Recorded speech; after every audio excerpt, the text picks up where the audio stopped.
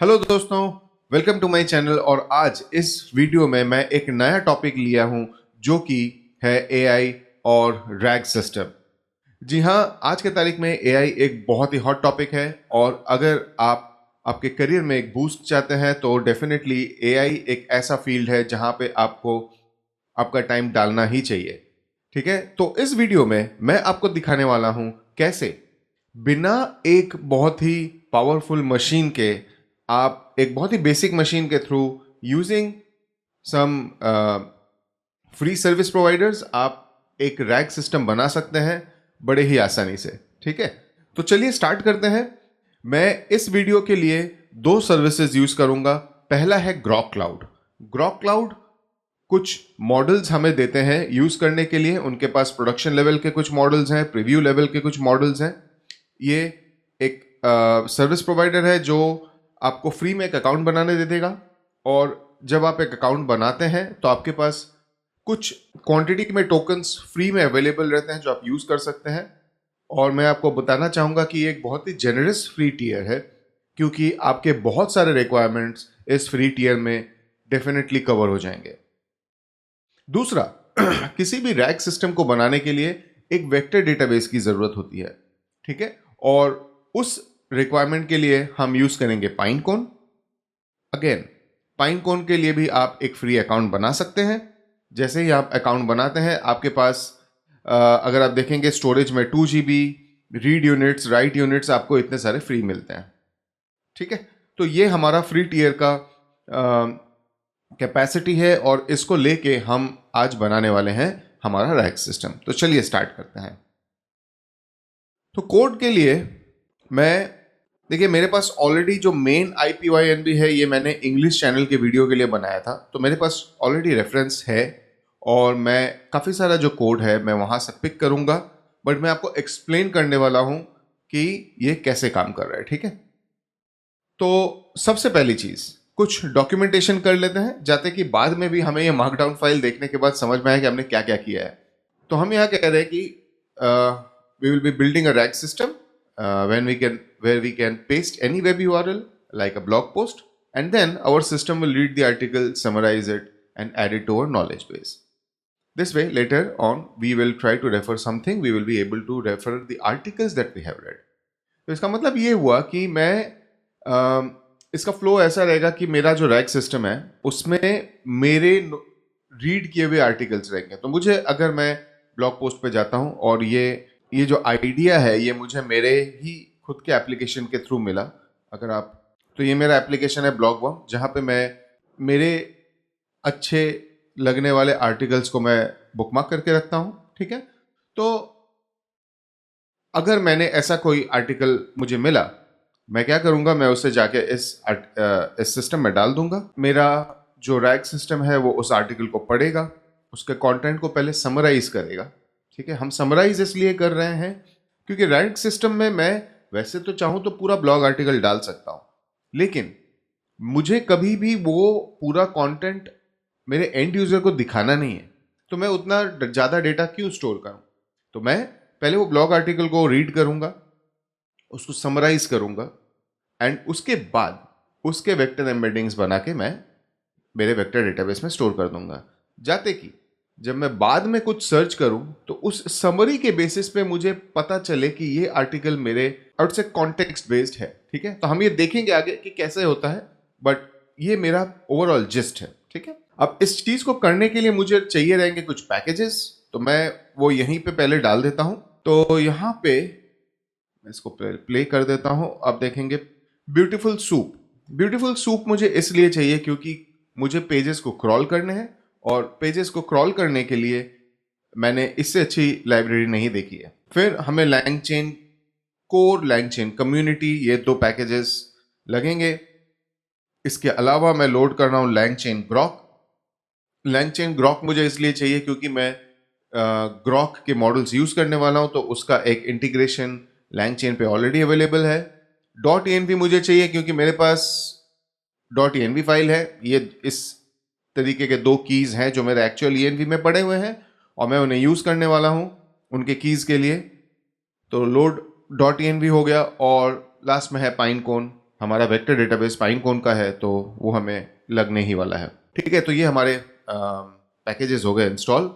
अब मुझे इन पैकेजेस में से कुछ मॉड्यूल्स को इंपोर्ट करने हैं जो कि मैं अपने कोड बेस में यूज करूंगा, तो मैं यहीं पे डाल देता हूं। डॉक्यूमेंटेशन के लिए पहले डाल देते हैं कि we are going to import all the libraries over here. Oops, ये मेरा मार्कडाउन बन गया, इसको उड़ा देते हैं और बनाते हैं कोड। तो देखिए यहाँ पे मेरा सारा जो लाइब्रेरीज था वो इंपोर्ट हो गया है। ठीक है, इस आउटपुट की भी मुझे कोई जरूरत नहीं है। एक इंपॉर्टेंट पीस है कि जब भी हम एक HTML पेज को कभी क्रॉल करते हैं ना, तो उस HTML पेज में क्रॉल करने के बाद हमें ऐसा बहुत सारा कंटेंट मिलेगा जो कि हमारे काम का नहीं है। उसमें कुछ ऐसे कैरेक्टर्स मिलेंगे जिसको हमें निकालना पड़ेगा, हमें उनको क्लीन अप करना पड़ेगा। तो इस चीज के लिए मैंने कुछ यूटिलिटी फंक्शंस बनाई हैं जो कि हमें ये क्लीन अप करने में हेल्प करता है। ओके, तो मैं वो यहाँ पे डाल देता हूँ। 2 फंक्शंस हैं मेरे पास और ये मैंने ओवर द टाइम इंप्रूव कर करके कुछ चीजों को, कुछ सिनेरियोस को हैंडल करके यहां तक मैं पहुंचा हूं। अगेन, ये 100% एक्यूरेट नहीं है एंड ओवर टाइम मैं इस चीज को और बेटर करूंगा, बट आज के तारीख में ये काफी सारी चीजें डेफिनेटली ठीक कर देता है। तो पहला जो मेरा यूटिलिटी फंक्शन है वो है क्लीन HTML कंटेंट। तो यहाँ पे अगर आप देखेंगे मैं एक HTML कंटेंट ले रहा हूं जिसको मैं ब्यूटीफुल सूप को पास करता हूं और उसके बाद मैं उसमें से कुछ टैग्स रिमूव कर देता हूं। ठीक है, डिकम्पोज। तो कौन कौन से टैग्स हैं? Script, naive and footer. तो अब देखिए, कोई भी वेबसाइट के जब आप कंटेंट को पढ़ना चाहेंगे तो उसके स्क्रिप्ट, नैव और फुटर में आपको कोई इंपॉर्टेंट इंफॉर्मेशन नहीं मिलने वाला है ना। एक वेबसाइट के नेविगेशन में क्या रहेगा? उसके मेन्यू लिंक्स, क्यों चाहिए वो? फुटर में क्या रहेगा? कॉपीराइट इन्फॉर्मेशन, उनका एड्रेस में भी, कॉन्टेक्ट अस फॉर्म, तो मैं उसको निकाल रहा हूँ। कभी कभी पेज के बीच में स्क्रिप्ट टैग भी रहता है जिसकी मुझे कोई ज़रूरत नहीं है, तो मैं उसको भी निकाल रहा हूँ। ठीक है, एंड करके मैं फाइनली ये आउटपुट रिटर्न करता हूँ। दूसरा जो यूटिलिटी फंक्शन है वो है क्लीन स्क्रिप्ट टेक्स्ट। अब ये क्या करता है? ये रेगुलर एक्सप्रेशंस वगैरह यूज करके इसमें से /r/n/t ऐसे बहुत सारे कैरेक्टर्स को वो निकाल देगा जो कि मेरे लिए अनवांटेड है। यहां तक कि कुछ नॉन एस्की कैरेक्टर्स भी मैं यहां पे निकाल रहा हूं जाते कि मेरा ओवरऑल जो कंटेंट है वो काफी क्लीन हो। ठीक है, तो ये दोनों मेरे यूटिलिटी फंक्शंस हैं। इनको मैंने छोटा कर दिया। अब सब सही है, तो ये मेरे लाइब्रेरीज इंपोर्ट हो गए, मेरे दोनों यूटिलिटी फंक्शंस आ गए। अब बारी आती है एक वेब पेज को लोड करने की, है ना। तो चलिए वहां पे हम अपना कोड स्टार्ट करते हैं। स्टार्ट करने के पहले थोड़ा सा डॉक्यूमेंटेशन डाल दें। So getting the content from the URL, this is where we scrape the URL for the content and then use different techniques to clean the HTML जो हमें वेब पेज से मिला। ठीक है, यहाँ पे हम कोड डालेंगे जिससे कि हम एक URL को स्कैन कर पाए। अब देखिए, ये जो URL है ये मेरे ही ब्लॉग पोस्ट का URL है जहां पे कि मैं आर्टिकल में बता रहा हूं कि कैसे एक पर्सनल रैक बना सकते हैं using Llama 3.1 model, Chroma DB वगैरह वगैरह। ठीक है, ये मैंने URL लिया। मेरे पास वेब बेस्ड लोडर जो मैं लैंगचेन कम्युनिटी के डॉक्यूमेंट लोडर से लोड कर रहा हूं, उसको मैंने वो URL दिया एंड मुझे उसके थ्रू loader.load करके मिल जाते हैं सारे डॉक्यूमेंट्स। तो अगर मैं इसको यहाँ पे प्रिंट करूंगा तो आप देखेंगे कि यहाँ पे सोर्स, टाइटल, ठीक है, डिस्क्रिप्शन, ये सारी चीज़ें मुझे मिल जाती हैं। और डिस्क्रिप्शन ही है जहाँ पे मेरा पूरा ब्लॉग का कंटेंट है। अगर मैं यहाँ पे चाहूँ तो इस चीज़ को सर्च करके आपको दिखा सकता हूँ। आर्टिकल मैंने बंद कर दिया था, तो ये देखिए, है ना। तो ये चीज़ें, ये पूरा कंटेंट मुझे मिल चुका है। अब मैं इस चीज़ को यूज़ कर सकता हूँ मेरे काम के लिए। तो मेरा डॉक्यूमेंट्स मिल गए जो मैंने स्क्रैप करके उठाए। अब इनको मुझे क्लीन अप करना पड़ेगा। तो मार्कडाउन में जाके मैं थोड़ा सा डॉक्यूमेंटेशन लिख देता हूँ कि यहाँ पे मैं क्लीन अप कर रहा हूँ और अभी हम ऐड करते हैं कोड जो कि ये क्लीन अप का काम करेगा। ऑलराइट, तो ये है मेरा क्लीन अप का कोड। सो क्लीन्ड टेक्स्ट, पहले मैं क्या कर रहा हूँ, जो मेरा क्लीन HTML का यूटिलिटी फंक्शन है उसको मैं doc.page content दे रहा हूँ। ओके, वो मुझे मिल रहा है जो मैंने सारे डॉक्यूमेंट्स मुझे मिले हैं, हालांकि यहाँ पे मुझे लगता है एक ही डॉक्यूमेंट है, इसका लेंथ देख लेते हैं। हाँ, यहाँ पे एक ही डॉक्यूमेंट है, बट अगर आर्टिकल बहुत बड़ा हुआ तो इसमें मल्टीपल आ सकते हैं। तो इसलिए मैंने एक फॉर लूप घुमाया और यहाँ पे उस के जितने भी पेज कंटेंट है उसको मैंने क्लीन एचटीएमएल के थ्रू पास कर दिया। एंड उसके बाद मैंने उसको सेकंड यूटिलिटी फंक्शन के थ्रू पास किया, जहां पे कि वो क्लीन स्क्रेप्ड टेक्स्ट को कॉल करता है। ठीक है, ये होने के बाद मैंने उसको पूरा ज्वाइन कर दिया, जाते कि मेरे पास अभी ये जो अरे फॉर्मेट था, अरे के जगह पे एक एक सिंगल टेक्स्ट ब्लॉक्स बन के वो आ जाए। तो अगर आप यहाँ पे मैं देखेंगे, मैं अगर इसे प्रिंट करूं तो मेरे पास ये एक बड़ा चंक मुझे मिल चुका है मेरे पूरे ब्लॉग पोस्ट का। ठीक है, चलो यहां तक तो सब सही है और मैंने अपना कंटेंट भी क्लीन कर दिया। अब बारी आती है कि ये जो कंटेंट है इसको हमें एलएलएम को भेजना है समराइज करने के लिए। ठीक है, क्योंकि मेरे को वेक्टर डेटाबेस में सेव करने के पहले मुझे चाहिए कि मैं उसको समराइज कर दूं। तो वो हम कैसे करें? यहां पे काम आएगा हमारा ग्रॉक का एलएलएम। चलिए देखते हैं कैसे होता है वो। पहले यहां पे मैं जरा मार्कडाउन डाल देता हूं कि summarising the content with our LLM. And अब ग्रॉक का मॉडल लाने के लिए देखिए, सबसे पहली चीज मुझे लगेगा मेरा एपीआई की, जो मेरे ENV वेरिएबल्स में पड़ा हुआ है। अगर आप देखेंगे यहाँ पे LangChain ग्रॉक से मैं इंपोर्ट चैट ग्रॉक ये मैं लोड कर रहा हूँ और मैंने उसी को कॉल करके मेरा मॉडल का इंस्टेंस बनाया। ठीक है, यहाँ पे मुझे एपीआई की पास करनी रहती है और मुझे बताना पड़ता है कि मैं कौन सा मॉडल यूज करना चाहता हूँ। अब यहाँ पे मैं चाहूंगा कि आप समझे कि देखिए यहाँ पे इतने सारे मॉडल्स अवेलेबल हैं। ये प्रोडक्शन मॉडल्स हैं, ये प्रीव्यू मॉडल्स हैं, ऐसे बहुत सारे मॉडल्स आपको मिल जाएंगे। और अगर आप ग्रॉक के प्राइसिंग पेज पे भी जाएंगे ना, तो आपको दिखेगा कि input tokens and output tokens पर मिलियन टोकन्स का आपका ये कॉस्ट है। और इसमें से ये जो 3.21 बिलियन प्रीव्यू, ये सबसे सस्ता है, $0.04 पर मिलियन टोकन्स। सो तो बेसिकली 25 मिलियन टोकन्स पे आपको $1 का खर्चा है। तो ये मुझे लगा कि ठीक है, ट्यूटोरियल के पर्सपेक्टिव से आप उसको यूज़ कर सकते हैं।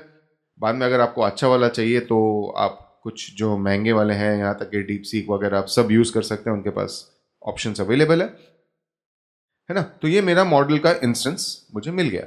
मॉडल को अगर हमें यूज़ करना है तो उसको कैसे यूज़ करें? तो देखिए, अगर आपने चैट जीपीटी या फिर डीप सीक या फिर कोई भी अलग दूसरा मॉडल, को पायलट हो, जेमिनी हो, अगर आपने उसे यूज़ किया रहेगा, आप उसके साथ इंटरेक्ट कैसे करते हैं? आप प्रॉम्प्ट यूज़ करते हैं, राइट? आप अपना क्वेश्चन डालते हैं एक चैट एरिया में और वो उसको प्रॉम्प्ट करके जाता है और मॉडल आपको आंसर देता है। तो यहाँ पे भी हमें एक प्रॉम्प्ट ही डालना है। तो यहाँ पे मैं चैट प्रॉम्प्ट टेम्पलेट करके एक मॉड्यूल है जो LangChain के कोर में मुझे मिलता है, core.prompts। ठीक है, तो वो मैंने यहाँ पे यूज़ किया। फ्रॉम मैसेज, तो ये क्या करता है? ये आपको एक इजी वे देता है प्रॉम्प्ट बनाने के लिए। प्रॉम्प्ट में टिपिकली दो पार्ट है। आप सिस्टम मैसेज दे सकते हैं। सिस्टम प्रॉम्प्ट मैसेज या प्रॉम्प्ट जो भी बोले आप, वो इस तरीके के इंस्ट्रक्शंस होते हैं जो आप अपने मॉडल को दे रहे हैं कि भाई आपको यही काम करना है। आप पर्सोना सेट कर रहे हैं, like you are a technical person who will read content and try to summarize it. You need to capture all important information for the content, blah blah blah. ये पढ़ सकते हैं, बट ये मेरा prompt था इस LLM को कि जो कंटेंट तुमको मिलेगा उसके हिसाब से तुम ये करोगे। ठीक है, ये हो गया उसका सिस्टम प्रॉम्प्ट। और यूजर प्रॉम्प्ट क्या है? Summarise the following content. और यहाँ पे मैंने ये जो कर्ली ब्रेसेस है, इसमें मैंने भेज दिया है वो कंटेंट जो इसे यूज में आएगा समराइज करने के लिए, है ना। क्योंकि ये जो मैंने यहाँ पे क्लीन टेक्स्ट लिया है, ये तो मुझे उसे भेजना पड़ेगा, अदरवाइज उसको कैसे डेटा मिलने वाला है? तो वो चीज़ मैं उसको यहाँ पे भेजूंगा। तो होगा ये कि अगर मैं इसे रन कर दूं एंड लेट्स से मैं इसको, आई थिंक इन्वोक करने के लिए इन्वोक ही होता है मेथड, और कुछ इस तरीके से कॉन्टेक्स्ट, हाँ कॉन्टेक्स्ट क्लीन टेक्स्ट, ये अगर मैं डाला तो अब देखिए ये मेरा बन गया system message, content is you are a technical person blah blah blah, ये हुआ। और जो ह्यूमन मैसेज है वहां पे देखिए समराइज द फॉलोइंग कंटेंट, उसके बाद मेरा पूरा जो ब्लॉग पोस्ट है वो यहाँ पे आ गया। तो ये अब जाने वाला है मेरे मॉडल को एज अ प्रॉम्प्ट। ठीक है, ये मेरा प्रॉम्प्ट यहाँ पे बन गया। तो जरा कोलैप्स कर देते हैं एंड अब बारी है मॉडल को इन्वोक करने की। सो मॉडल को इन्वोक करने के लिए मैंने पहले फॉर्मेटेड प्रॉम्प्ट करके मैंने प्रॉम्प्ट टेम्पलेट को इन्वोक करके मेरा पूरा टेक्स्ट ले लिया और फिर मॉडल डॉट इन्वोक में मैंने वो पूरा जो टेक्स्ट था वो वैसे का वैसा भेज दिया, बिकॉज मॉडल एक प्रॉम्प्ट के आउटपुट को समझता है। तो चलिए यहाँ पे जब मैं ये रन करूँगा, ये गया ग्रॉक के मॉडल को और इसने मुझे दे दिया कुछ डेटा पॉइंट्स। तो यहाँ पे मेरा ये LLM का रिस्पॉन्स है। यहाँ पे मेरे पास कंटेंट है, समरी डॉट कॉन्टेंट। ये वो समरी है जो मुझे LLM ने दिया है। और एक चीज़ जो बहुत इंपॉर्टेंट होता है वो है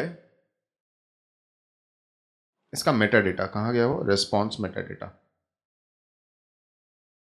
ये आपके लिए ज़रूरी है समझना कि क्या हुआ। तो देखिए, जो मैंने रिक्वेस्ट भेजा उसमें ये मुझे बता रहा है कि मेरे कितने टोकन्स यूज़ हुए, कंप्लीशन टाइम क्या था, प्रॉम्प्ट का टाइम क्या था, कौन सा मॉडल यूज़ हुआ, वगैरह वगैरह, है ना। और ये आ गया मेरा समरी। सो ये दोनों चीज़ मेरे पास अभी रेडी है। समराइजेशन मेरा हो चुका है। अब बारी आती है ये समरी को मैं मेरे वेक्टर डेटाबेस में कैसे डालूं, जहां पे कि मेरे को मुझे पाइनकोन यूज करना पड़ेगा। ठीक है, तो चलिए यहाँ पे एक मार्कडाउन डालते हैं और यहाँ पे लिखते हैं कि saving the information to पाइनकोन।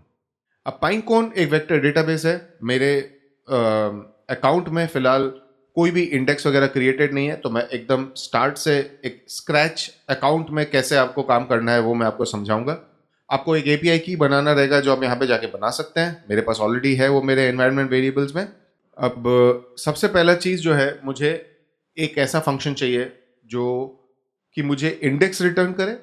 Okay, इन पाइनकोन हमको इंडेक्सेस के साथ काम करना रहता है, तो वो इंडेक्स रिटर्न करे। अगर वो इंडेक्स एग्जिस्ट नहीं करता है तो वो इंडेक्स बना दे। ठीक है, और यहाँ पे मैं बताना चाहूँगा कि मेरे फ्रेंड सौरभ सिंह ने मुझे इस पर्टिकुलर पीस में काफ़ी हेल्प किया है, क्योंकि इनिशियल जो R&D था वो पाइनकोन का सौरभ ने किया और फिर उसने मुझे एक्सप्लेन किया चीज़ें, एंड मैंने उसके कोड को रेफ़र भी किया। तो थोड़ी बहुत चीज़ें मैंने उसके कोड से रेफ़र किए हैं, and I would like to thank him for helping me out on that, है ना। तो चलिए पहले वो यूटिलिटी फंक्शन मैं यहाँ पे डालता हूँ। तो यहाँ पे क्या हो रहा है, गेट पाइनकोन इंडेक्स। ये सबसे पहले पाइनकोन की API को एनवायरनमेंट वेरिएबल से ले रहा है। फिर मैंने एक पाइनकोन का इंस्टेंस बनाया। मैं देख रहा हूं कि मेरे पास इंडेक्स है कि नहीं। सो PC लिस्ट इंडेक्स नेम्स, इसके थ्रू मुझे मिल जाता है कि मेरे पाइनकोन में फिलहाल कितने इंडेक्सेस हैं। और अगर मुझे उसमें मेरा ये करंट इंडेक्स नेम नहीं मिला तो मुझे ये इंडेक्स बनाना पड़ेगा। ठीक है, तो मैं अगर इंडेक्स बना रहा हूं तो PC डॉट क्रिएट इंडेक्स, ये पाइनकोन का मेथड है जो हमें अवेलेबल है। मैंने इंडेक्स का नाम भेजा। अब आती है बात डायमेंशंस की। तो डायमेंशन क्या है? देखिए, जब भी एक मॉडल ट्रेन होता है वो सर्टेन पैरामीटर्स पे ट्रेन होता है। ठीक है, एंड जब भी वो कोई भी मॉडल अगर आप यूज करते हैं एम्बेडिंग्स बनाने के लिए, तो उस पैरामीटर के बेसिस पे उतने वेक्टर्स का वो अपना एम्बेडिंग बनाएगा। मतलब वो उतने सारे पैरामीटर्स को समझता है। अब अगर आप एक मॉडल यूज कर रहे हैं जिसका डायमेंशन 1024 है, तो दूसरा मॉडल जो कि उससे कम है या ज़्यादा है वो इस डिमेंशंस के वेक्टर्स को समझ नहीं पाएगा। तो आप जब एम्बेडिंग्स यूज़ कर रहे हैं, आपको ये केयरफुल होना पड़ेगा कि आप एम्बेडिंग करने के लिए जो मॉडल यूज़ कर रहे हैं वही मॉडल आप यूज़ करें जब आप क्वेश्चंस पूछने वाले हैं, बिकॉज अदरवाइज आपका वेक्टर सर्च नहीं होने वाला है। ठीक है, तो यहाँ पे मैंने वो डायमेंशन ऐड किया। पाइनकोन हमें कुछ एम्बेडिंग मॉडल्स प्रोवाइड करता है उनके ही क्लाउड इंफ्रास्ट्रक्चर में, तो मैं अलग से कोई एम्बेडिंग के लिए मॉडल यूज़ नहीं करूँगा। And matrix for search, basically ये कोसाइन सिमिलैरिटी का एल्गोरिदम यूज़ करने वाला है।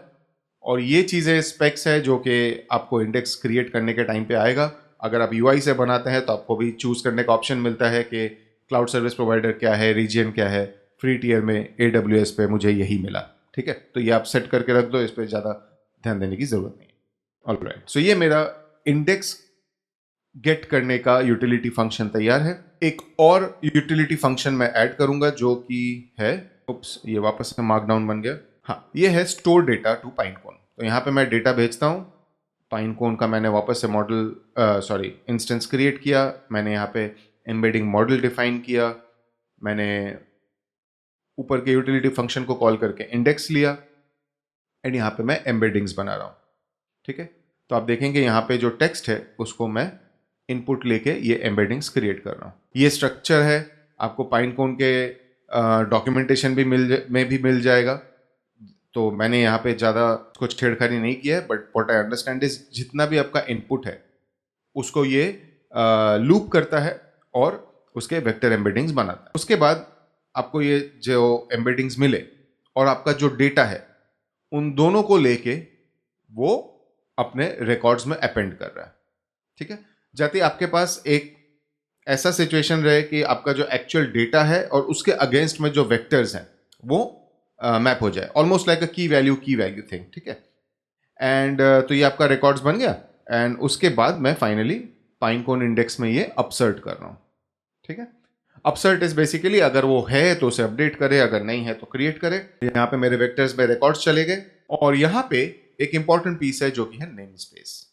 नेम स्पेस कैसा क्या चीज है अगर हम समझने की कोशिश करें तो नेम स्पेस का यूटिलाइजेशन पाइनकोन में इस तरीके से है कि लेट से आपके एप्लीकेशन में मल्टीपल टेनेंट्स हैं या मल्टीपल क्लाइंट्स हैं और आप एक क्लाइंट है, मैं एक क्लाइंट हूँ। हम दोनों के आर्टिकल्स लेट से वो वेक्टर डेटाबेस में जा रहा है। अब रिक्वायरमेंट ये है कि मैं जब कुछ सर्च करूं, लेट से मैंने सर्च किया व्हाट इज रैग, तो मैंने जो आर्टिकल्स पढ़े हैं अगर मैं चाहता हूं कि मेरे जो सर्च रिजल्ट्स हैं वो मेरे ही आर्टिकल्स को लेके आए और किसी दूसरे के ना आए, तो मैं क्या कर सकता हूं, मेरा एक नेम स्पेस बना दूंगा। आपका नेम स्पेस मेरा नेम स्पेस अलग है एज अ क्लाइंट, तो कभी भी जो रिजल्ट्स है वो अक्रॉस बाउंड्रीज नहीं जाएंगे क्योंकि मैंने नेम स्पेस डिफाइन कर दिया है। ठीक है, तो ये नेम स्पेस का प्राइमरी मोटिव है। अगर आप एक लॉजिकल सेपरेशन चाहते हैं तो आप नेम स्पेस यूज कर सकते हैं। ठीक है, चलो ये हो गया मेरा यूटिलिटी फंक्शन पाइनकोन पे डेटा स्टोर करने का भी। आगे बढ़ते हैं। तो जब मेरे दोनों यूटिलिटी फंक्शंस रेडी है, मैं एक और कोड ब्लॉक डालता हूं और यहाँ पे ID1 करके मैं क्या करूंगा, जो मेरा एग्जिस्टिंग क्लीन टेक्स्ट है उसको मैं डेटा में कन्वर्ट कर लेता हूं। अगर अगर आप देखेंगे तो यहाँ पे डेटा में मेरा वो टेक्स्ट आ गया और ये मेरा एंड में कैटेगरी भी आ गया जो कि एक मेटा डेटा करके जाने वाला है। एंड मेटा डेटा भी क्या है एक्चुअली मैं आपको बताता हूं। देखिए, अगर जो आपके वेक्टर डेटा है उसको सर्च करने के बाद अगर आपको किसी पर्टिकुलर पॉइंट पे फिल्टर करना है कि फॉर एग्जांपल एनी कंटेंट जो जिसमें कि आप किसी कैटेगरी पे फिल्टर करना चाहते हैं, तो आप वहां पे मेटा डेटा लेवल पे एक डेटा डाल सकते हैं और फिर आप उसको फिल्टर कर सकते हैं। ठीक है, तो ये होने के बाद मैं सीधा मेरा जो स्टोर डेटा टू पाइनकोन है वो यूटिलिटी फंक्शन को एग्जीक्यूट करूंगा। अब क्योंकि मेरे पास अभी कोई इंडेक्स नहीं है तो ये थोड़ा टाइम लगाएगा। देखिए, मैं यहाँ पे इसको एग्जीक्यूट करता हूँ और इसने अराउंड 7.3 सेकेंड्स लिए और इसने कहा कि अपसर्ट काउंट इज 1, यानी कि मेरा डेटा यहाँ पे ऐड हो चुका है। चलिए पाइनकोन में जाके देखते हैं, रिफ्रेश करता हूँ। अब देखिए यहाँ पे मेरा रैग ट्यूटोरियल अवेलेबल है और इसके अंदर अगर मैं जाऊँगा तो मेरे को वो रिकॉर्ड भी यहाँ पे दिखेगा। बढ़िया, तो मेरा इंडेक्स बन चुका है, मेरा डेटा भी पाइनकोन पे जा रहा है। चलिए एक और आर्टिकल हम चाहे तो यहाँ पे कहाँ गया, डॉकर एक और आर्टिकल को हम यहाँ पे क्रॉल कर लेते हैं। ठीक है, तो कहाँ जाना पड़ेगा, ये हुआ मेरा पहला कोड ब्लॉक, इसको मैंने पहले रन किया, मैंने वापस से टेक्स्ट को क्लीन अप कर लिया। मॉडल का इंस्टेंस मेरे पास ऑलरेडी है, मैं एक बार प्रॉम्प्ट देख लेता हूं मेरा प्रॉम्प्ट बराबर है कि नहीं। यहां पे चलिए ठीक है, इसको डायरेक्ट समरी करते हैं और देखते हैं क्या होता है। सो पिछले वाले का मेरा 42 या 22 टोकन्स था, यहाँ पे समरी जनरेट किया। So yeah the importance of Docker as a developer can not be overrated, this article highlights blah blah blah. So ये मेरा क्रॉल किया हुआ कंटेंट है ना, नहीं ये समरी है, सॉरी माय बैड, ये मेरा समरी है। ठीक है, अब मैं इसको यहाँ पे ID2 डाल देता हूँ एंड ये मेरा डेटा स्टोर डेटा टू पाइनकोन, ये यहाँ पे ऐड हो गया। मैं पाइनकोन में जाता हूँ। कभी कभी ना इंडेक्स को अपडेट होने में थोड़ा टाइम लगता है, फ्री टियर है, मे बी उन लोगों ने लोअर बैंडविड्थ पे रखा हो, बट हाँ, मुझे यहाँ पे भी मेरा दूसरा आर्टिकल भी दिख रहा है। हमारा बेसिक जो पार्ट था जहाँ पे कि हम डेटा स्क्रैप कर रहे थे, उसको क्लीन कर रहे थे, फिर हमने उसको समराइज किया, उसके एम्बेडिंग्स बनाए और उसको पाइनकोन में स्टोर किया, ये पूरा काम हम कर चुके हैं। अब हमें एक बेसिक लेवल का सर्च करके देखना है कि मैं पाइनकोन से डेटा कैसे ले पा रहा हूँ। चलिए देखते हैं। तो सबसे पहले यहाँ पे ना मैं कोड के जगह पे मार्कडाउन में डाल देता हूँ doing my search. Code block में मैं अब सर्च का जो कोड है वो मैं डालता हूँ। तो सबसे पहले मैं अपने इंडेक्स का एक इंस्टेंस लूँगा, उसके बाद मैं यहाँ पे पाइनकोन का इंस्टेंस लेने के बाद ये एम्बेडिंग जनरेट कर रहा हूँ, बिकॉज मेरा जो सेव डेटा टू पाइनकोन है ना वो थोड़ा सा मैं बोलूँगा कि उसको रिफैक्टर की ज़रूरत है, बिकॉज मेरे को एक एम्बेडिंग क्रिएट करने का भी फंक्शन बना के रखना चाहिए। बट ठीक है, मैं अभी के लिए हमने ये क्वेरी लिया व्हाट इज़ अ रैग, ये मेरे पहले आर्टिकल से मैच करता है, तो ये मेरा यहाँ पे एम्बेडिंग्स बन गए सर्च रिजल्ट्स में। और अब मैं इसको क्वेरी करूँगा। तो देखिए सर्च रिजल्ट्स जो है वो मेरे वेक्टर्स थे, तो उनकी मैं वैल्यूज़ यहाँ पे पास कर रहा हूँ। मैंने कहा कि मुझे सिर्फ एक ही रिजल्ट दो। इसका रीज़न ये है कि अगर मैं दो दिखाऊंगा तो मेरे पास फिलहाल दो ही रिकॉर्ड है, तो वो दोनों उठा के दे देगा। यहाँ पे मैंने इसीलिए सिर्फ एक रिजल्ट लिया। और अभी अगर मैं देखूं तो उसने मेरा जो building a personal RAG system using Llama 3.1 है उसको एज अ रिजल्ट दिया है। अगर मैं यहाँ पे पूछता हूँ why I should learn Docker, मैं इसको वापस से सर्च करता हूँ और अब आप देखिए यहाँ पे the importance of Docker as a developer. तो मोटा मोटा बात यह है कि अब मेरे पास एक बहुत ही नेचुरल लैंग्वेज की तरह सर्च करने की कैपेबिलिटी आ गई, मेरा रैग सिस्टम बन चुका है, एंड आगे चल के मैं इन इंफॉर्मेशंस को यूज़ करके चीज़ों को समराइज कर सकता हूँ, मैं बहुत सारी चीज़ें कर सकता हूँ। बट हाँ, एट अ बेसिक लेवल मेरा रैग बन चुका है जिसको मैं पूरी तरीके से कंट्रोल कर सकता हूँ कि मैं कौन सा कंटेंट उसको देना चाहूँ, और जब मैं बाद में सर्च करूँ तो वो उस कंटेंट को मुझे दे पाए। तो देखिए यही था जो मैं इस वीडियो में आपको दिखाना चाहता था, कैसे एक बेसिक रैग सिस्टम हम बना सकते हैं। मैंने यहाँ पे मैं कोई भी लोकल मॉडल्स यूज़ नहीं किया है मेरे, हालांकि मैं मैकबुक पे हूँ, लेकिन मैं चाहता तो ये एक बहुत ही बेसिक से कंप्यूटर पे कर सकता था। मुझे कोई हेवी हाई कॉन्फ़िगरेशन वाले मशीन्स की ज़रूरत नहीं है, यहाँ तक कि मैं चाहूँ तो इसको मैं गूगल कोलैब पे भी कर सकता हूँ, है ना। तो मुझे एक सिर्फ ब्राउज़र की ज़रूरत पड़ेगी और कुछ नहीं, ये इतना आसान है। तो यही है। आशा करता हूँ आपको ये वीडियो यूज़फुल लगा। अगर आपको वीडियो अच्छा लगता है तो आप इसको लाइक कीजिए, मेरे चैनल को सब्सक्राइब कीजिए। Thank you.